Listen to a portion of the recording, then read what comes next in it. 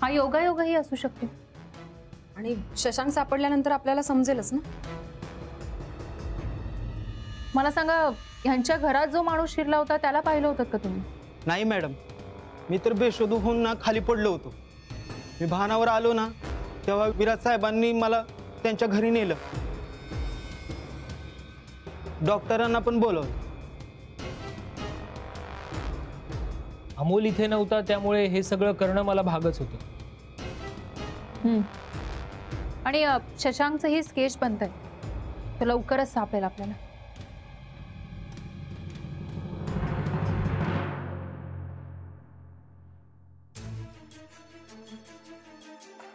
हा सापडायला फार वेळ नाही लागणार आपल्याला, कारण याचं पूर्ण नाव समजलंय आणि साधारणपणे कुठल्या एरियात राहतो तेही कळलं.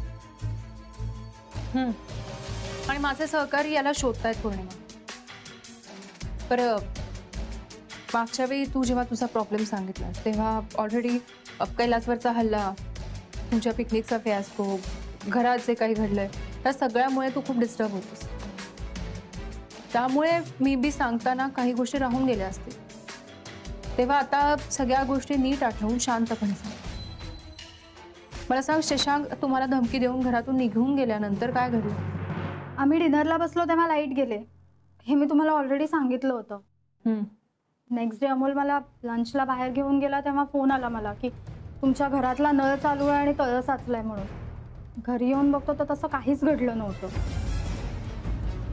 मग नंतर आम्ही मूवीला गेलो, तिकडे फोन आला की तुमचा गॅस चालू राहिला आणि आग लागली आहे. काय? आणि तेव्हाही तुम्ही फिल्म अर्धवट सोडून पुन्हा घरी गेला? हो. आणि तोही कॉल बोगसच होता? हो. हा सगळा त्रास टळावा म्हणून आम्ही पिकनिकला गेलो तर तिकडे फोन आला की कैलासवर हमला झालाय. आम्ही त्या फोनकडे दुर्लक्ष केलं पण तो नेमका खरा ठरला.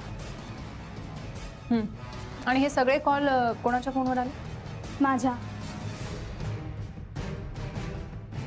आणि प्रत्येक वेळी बोलणारा माणूस एकच होता का वेगवेगळे होते? नाही, वेगवेगळे होते.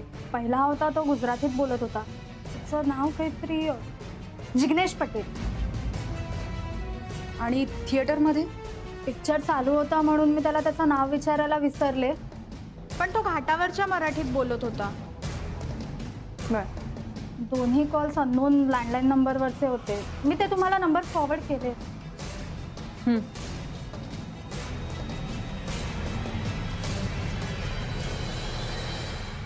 असेल, मी तुला 2 नंबर पाठवले, ते दोन्ही नंबर ट्रेस करायचे.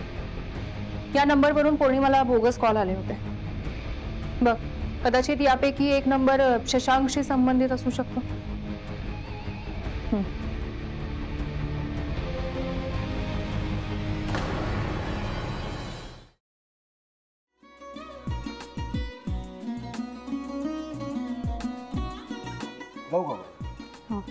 असाच लावू ना.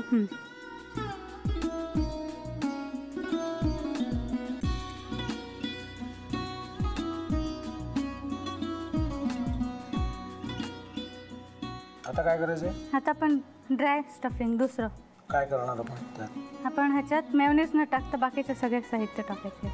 अच्छा, हे सगळं.